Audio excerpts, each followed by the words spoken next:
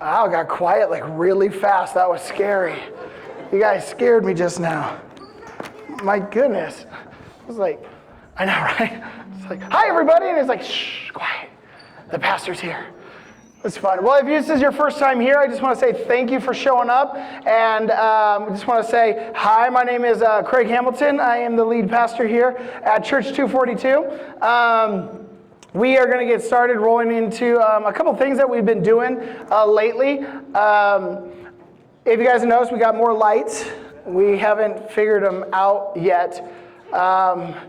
Some of them are flashing at me, so if I go into seizures while I'm preaching, now you know why. And I would love to just turn them off. Like some of you guys are like, why don't you just turn it off? Well, it turns out that if I just turned it off, all of them go off. So it turns out I have no idea how to do lighting. We'll figure that one out as we move along. Also, I heard a lot of people are sick. A lot of people that normally here this morning, I was like, where is everybody?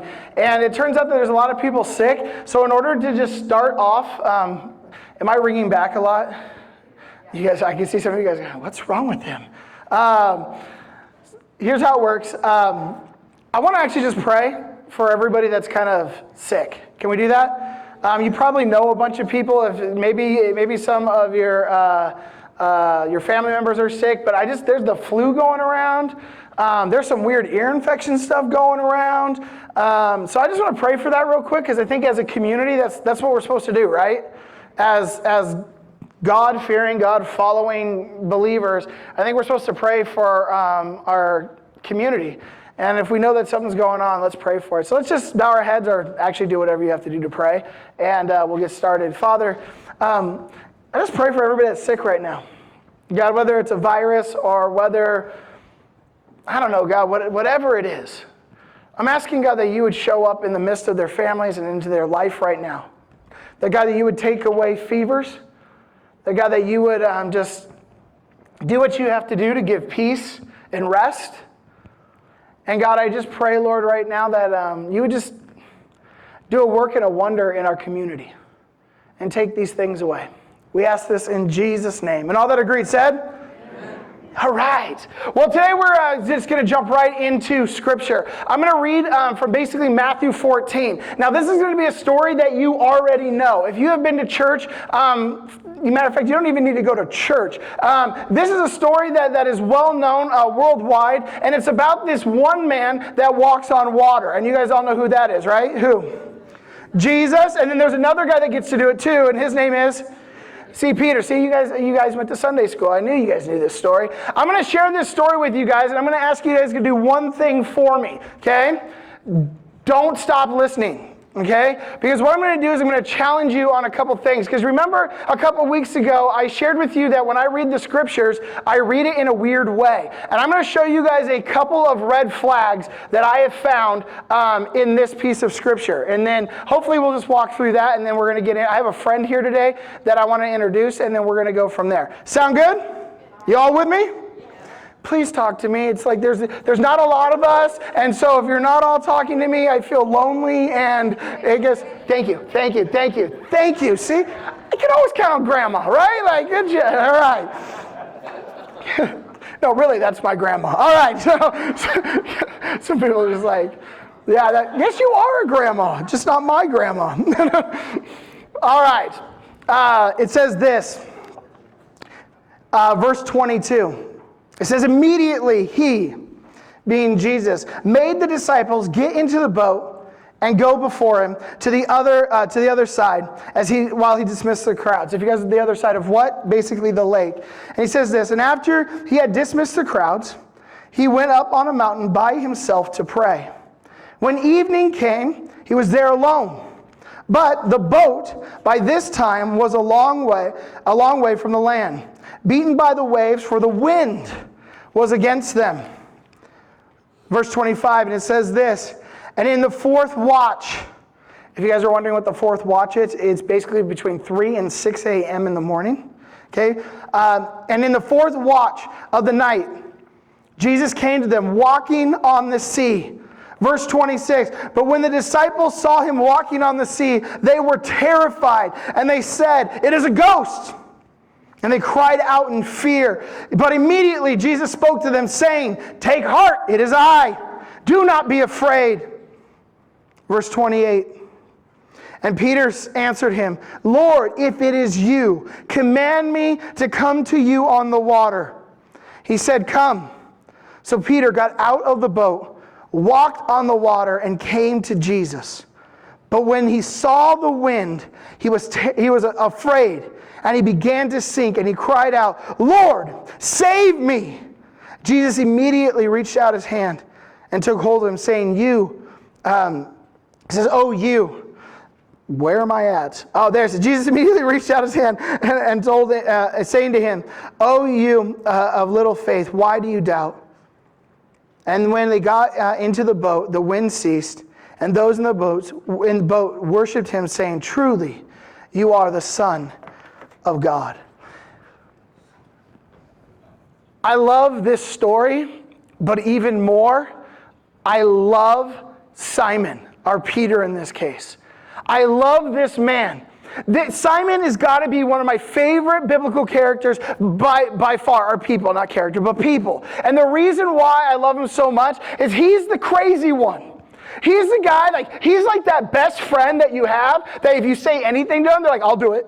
You know what I mean? You don't even have to pay them. You know, a lot of times you're like, "Dude, I'll give you $1 if you did this." He's like, "Dude, I don't even need $1. Let's just do it," you know? And some of you guys had those friends maybe in high school, or maybe you still have them today, or maybe in college. There was always that one guy that just was fearless about everything. You know what I'm saying? And some of you in here are junior highs, and you're like, "Yeah, I got that one friend." You know, and it's like, they drink anything, they do anything, they smell anything, you know?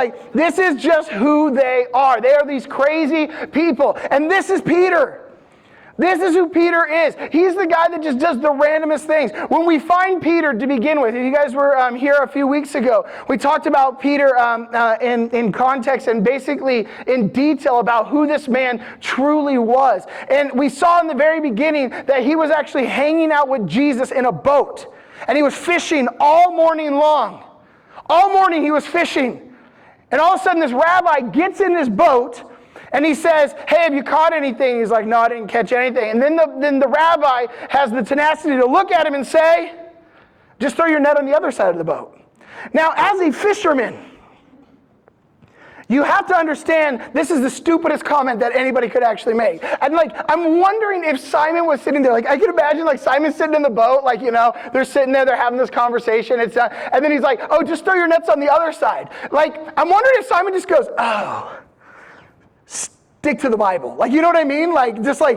Don't, Jesus, fish swim under the boat. You know what I mean? It doesn't matter what side I throw the net on, I'm going to catch something. Does that make sense? And I'm just in this mode where it's just but Peter is just why not? I got nothing better to do, right? So he's like, I'm just, woo! And he throws it out and he says he catches such a large number of fish, the boat begins to sink. You know what I mean? And this is this guy. It's also the same guy that I love because in the Garden of Gethsemane at the very end, before Jesus' trial, he's the one that stays by Jesus' side. He's the one that pulls out a sword. Yes, the fisherman with a sword. And he starts flinging it around and he cuts off some dude's ear. It's this is the man. You know what I mean? And if you guys were here a couple weeks ago, I find that story to be really funny because your ear is really close to your head. And he's a fisherman, so I can just assume that he had his eyes closed and it was really dark, and he's like, "Ah!" You know, and I just imagine the Roman soldier just standing there going, "I wonder what's, my ear!" You know what I mean? You just cut it off, you know? And then I love Jesus' reaction. It's like all of our reactions when our best friend does those kind of crazy things, right? "Oh, Peter, live by the sword, die by the sword. Come here, big guy." And he grabs the guy's ear, which is kind of gross if you think about it. He grabs the guy's ear and he puts it back on. And Peter's like, "I'm sorry." And he runs off into the distance. This is Peter. You guys all get it, right? The crazy guy. We have Jesus who just did an absolute crazy miracle. There's 5,000 people. And they say that it's not including the women and children, so there could have been more. But they says that there are 5,000 people that Jesus fed with just a minimal amount of food. And after this enormous miracle takes place, Jesus looks at his disciples. And he says, "Go ahead and just get in the boat. and go across the shore, and I'll meet you guys over there. In my head, I ask questions, don't you? Like, number one, Jesus, this is our boat.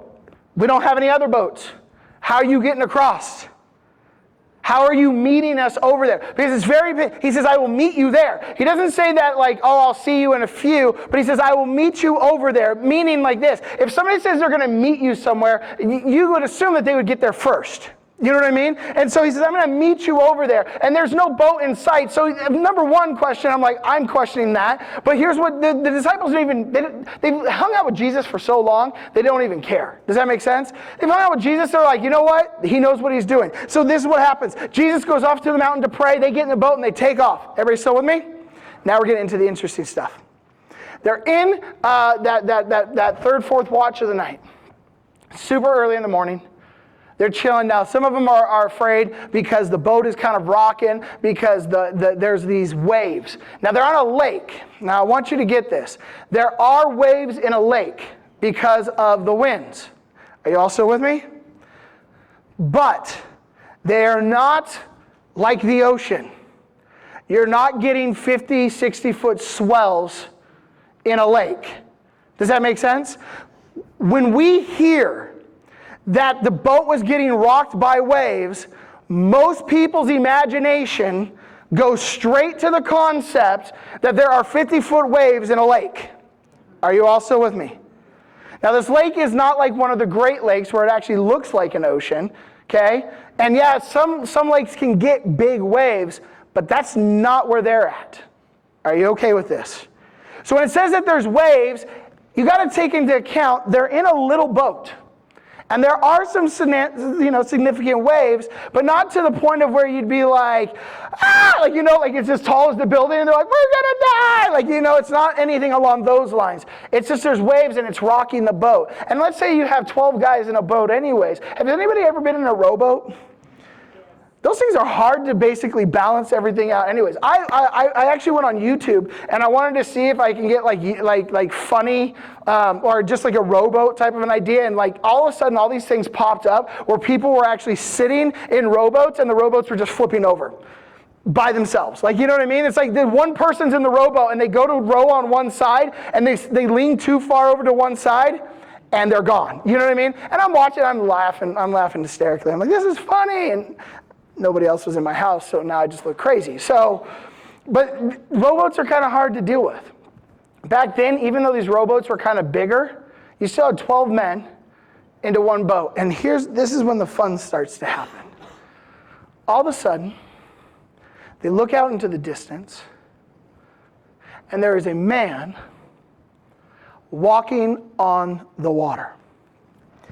Immediately, they freak out. Immediately, they start to freak out. They start screaming. I imagine screaming like little girls, okay? And they're screaming. But here's the thing. In a rowboat, there's nowhere to run. But when you are in a dead panic, that does not stop you from moving. Does that make sense? And I imagine this chaos taking place in this small boat. Like Thomas is like, and Thomas runs to the back of the boat, and the boat starts to shift. They're like, no. And so they all start running to the other side of the boat, and the boat's rocking back. Are you guys getting this? Imagine. It's like the boat's rocking back and forth, and then Jesus yells out, and I love this. He yells, don't be afraid, it's me. Like that matters.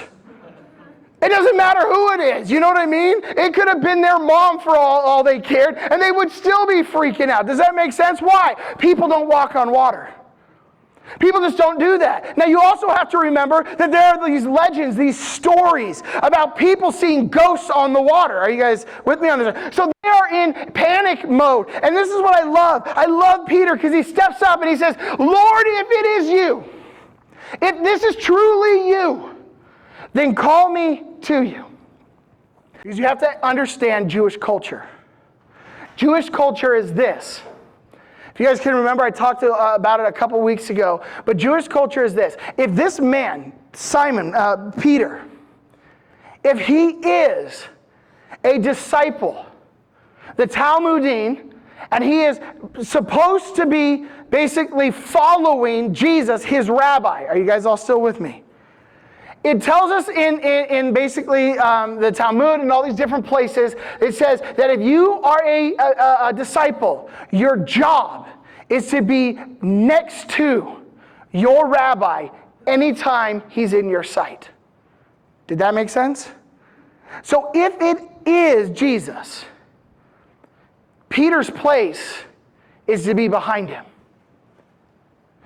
Peter recognizes this tradition. This is why Peter jumps up and he says, if it is you, then call me to you, because this is a rabbinical thought process. Are you guys all still with me? Now, here's my next question. It says this. Peter just gets up, gets out of the boat, and he starts walking to Jesus. Right? That's the next thing. He gets out of the boat and he starts walking to Jesus. I have a couple questions, which I hope some of you kind of had questions as well. Question number one, how far away is Jesus from the boat? I think this is a very, very good question. How far away is Jesus from the boat? Is he a mile away? Because then he couldn't yell, "It's me," because a mile away, you couldn't hear him. Does that make sense? How far away is Jesus from the boat? Because I want to know this. What's the distance between Peter getting out of the boat and then catching up to Jesus? And now, it doesn't record that Jesus stops walking. And why would Jesus stop walking? That would be dumb, because Jesus is trying to get to the boat. Does that make sense? So every step that basically Peter is taking, Jesus is also getting closer to him. Are you guys all following me? And you're like, why does this matter? It matters because what's about to happen. Peter is walking to Jesus, and he's not, you know what? I'll give you guys I'll say it's a football field. I'll say it's like 100 yards. Okay? Jesus is like 100 yards off. You can be 150 yards if you want to be, okay? But he's 100 yards off, if not more. 200 yards. Have you ever walked a football field? Takes some time, right? Takes a little bit of time. Peter is walking on the water. He gets up to Jesus, and he says he looks to the right, he looks to the left, and the wind frightened him.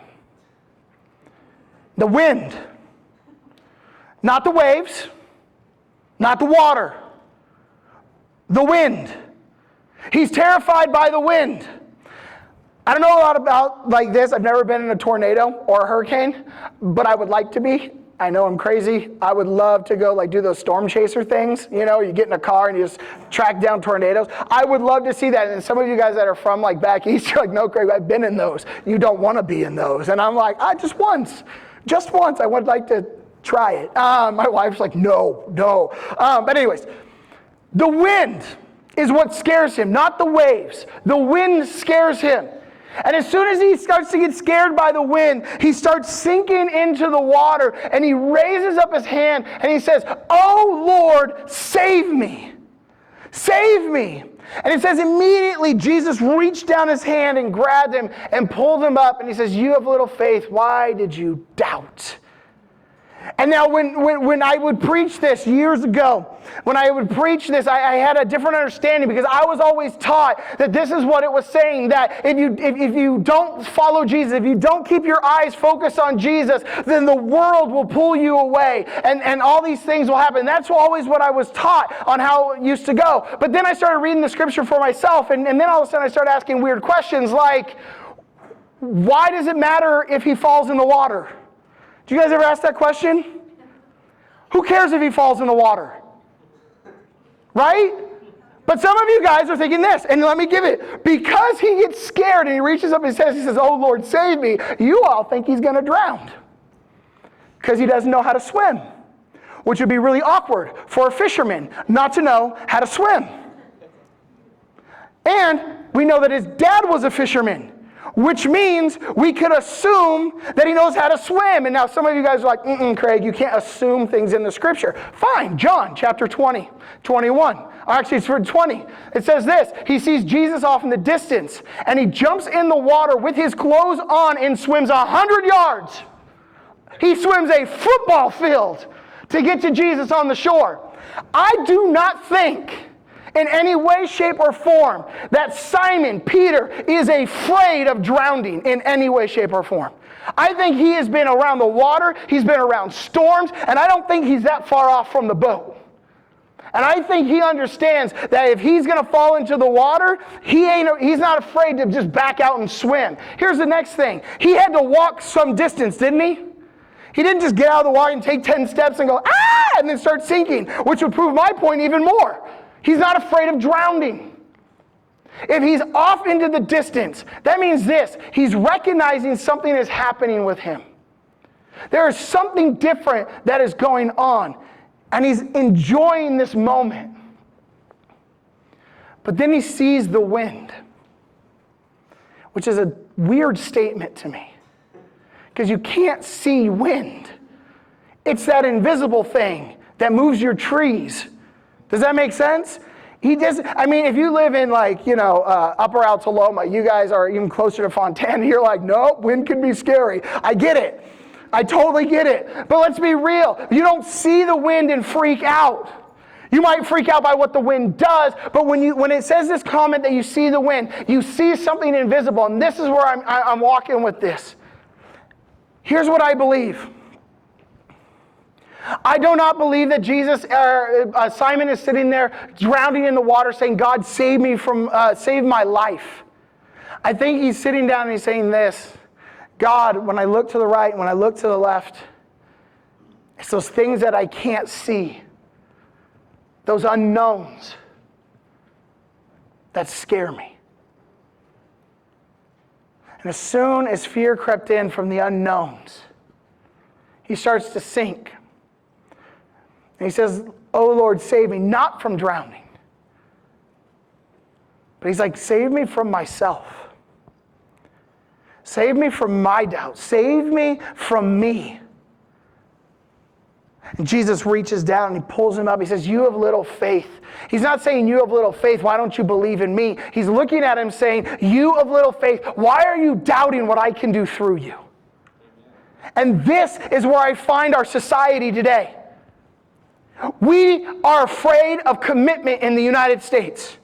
We don't like commitment because there's so many unknowns. It's like we're scared of the wind. We're looking to the right, we're looking to the left, and because there's so many variables and so many unknowns, we don't like to commit to anything. And what happens is when you are afraid to commit, then all of a sudden you're not allowing God to use you. See, I think this whole story is about this, is we are afraid to let God use us. We need to start stepping back and saying, it's not about me anymore. God, I want to be used by you. We're in this series called Proclaim. We're talking about testimonies. We're talking about getting out there and actually proclaiming who you are with Christ. And on top of that, just sharing your story. And the problem is a lot of us don't have stories to share. Why? Because we no longer have trust in God to let Him use us anymore. We try to do it ourselves. We try to make this life about us. So everything that we do is we're trying to control it instead of saying, you know what, God, I'm letting you have control. This is why, and I'm going to be straight up, and some of you guys might not like me after this, but I'm okay with that. So listen, I believe this is why we don't see miracles today like we used to. There are stories across the world that miracles are happening daily. Signs and wonders daily. I cannot explain to you. I read some of these things and there are things that are happening daily. And God is getting all the praise, all the love. He's there. Why don't we see it in the United States? Well, biggest thing is we don't pray for Him. We don't allow God to use us in any certain way, shape, or form. And I'm saying this, what if we stuck our necks out? We prayed for the sick people in the beginning, but what if we were walking through the store or we heard somebody being sick? What if we actually went to their house? Obviously, if you're going to their house, you would be their friend. Don't go to a stranger's house. That would be awkward, okay? But what if you heard your friend was sick and you said, you know what, can I just come over and pray for you? I'll only take 5 minutes of your time. What do you think that would do to your friend? Maybe they don't get healed instantly. But the love that you expressed to that friend by taking time out of your day, showing up to their house just to pray for them for 5 minutes, I think that's going to speak volumes. And I have a feeling that that's going to create a testimony in their life. Did that make sense? We've got to allow God to use us. See, we think that we're not good enough. Oh, God's not going to use me. God doesn't do this stuff anymore. You know what? By that time, we've already been sucked in by the wind, by those things that are unknown. Are y'all still with me on this one? We need to stick our necks out. We need to step up onto the water. And we need to start moving to what God is doing. Our hearts have to break for what breaks God's heart. Does that make sense? And here's what it says. In James, it talks about what true religion is. And it says it's taking care of widows and orphans. If you want to have true religion, it's about taking care of widows and orphans. What does that mean? Because we don't have a lot of widows and orphans nowadays. And if we do, we don't know about them. Does that make sense? Really, the concept that Jesus was giving out when this concept comes through, not technically Jesus, but James, he's the brother, so still the same family. Y'all with me on this one? Okay. Okay, when he says this thing in James where he says, this is true religion. This is what it's supposed to be, helping out widows and orphans. Widows and orphans back in their day could not take care of each other. They could not take care of themselves, excuse me. They couldn't. Women, mostly, could not get jobs. It wasn't permitted in most of the regions that they were at. So they would basically have to survive by family. But if family's not around, then you're done. You would literally starve to death, or you would become a homeless beggar is what you would become as a widow. Are you guys all still with me on this one? If you're an orphan, that means this: you have no honor. Nobody knows about your honor. If you guys remember this whole honor shame society that we talked about months ago, but if you remember this idea of honor and shame, then you remember this concept that basically if you are an orphan, you didn't have a family, that means you are shamed. You have no history. There is no honor with you. And then why in the world would somebody bring you into their family? Why would they want to bring shame into their family? Are you guys walking with me on this one? And this is how they would think. And basically James, and through the ideas of what Jesus preached, is this idea. Take care of ourselves. Take care of those around us. These are our neighbors. These are the ones that we're supposed to love. And today, we can do the same thing. Today we have the same concept. You know what I would love to see, and some of you guys might walk with me in this one? I would love to see that we don't need food banks anymore from churches.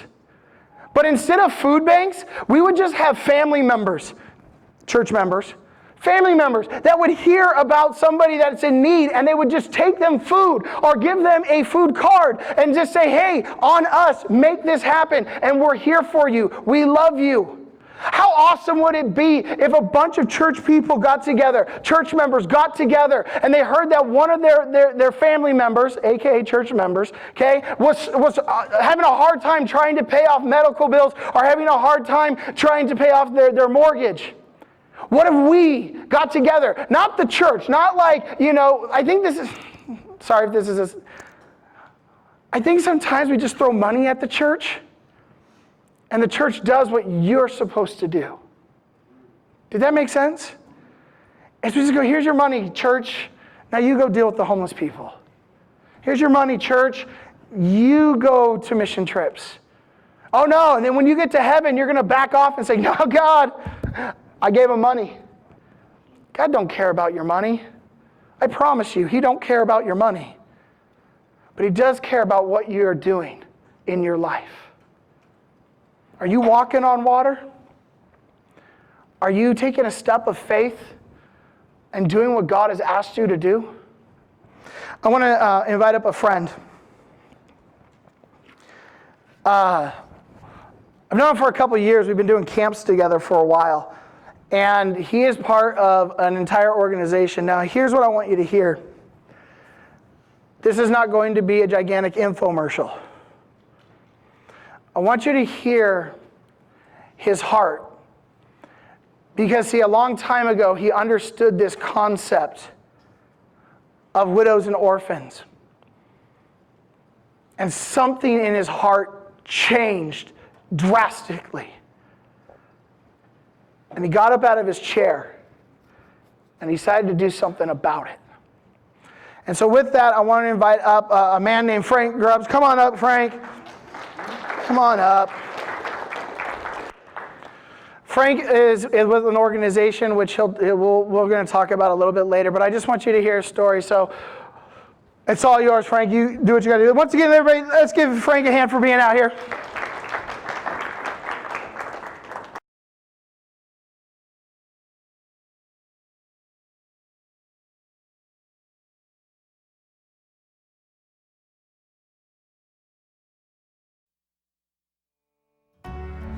Right now, there are over 140 million orphans in the world, and the number's growing.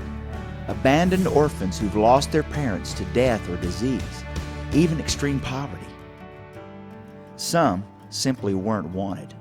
They have no one in the world, much less someone to pack their lunch, kiss their cheeks, or rock them to sleep at night. All of them are waiting for a home. Holt International is a Christian organization that's been helping homeless children for over 50 years. They've placed over 64,000 children with adoptive parents. In addition, Holt touches the lives of over 40,000 at-risk children every single year through their many effective programs to keep children with their birth families. Though the ultimate mission of Holt International is to place homeless children in loving families, often these children have to wait for their new home. This is a crucial time when Holt bridges the gap between abandonment and adoption.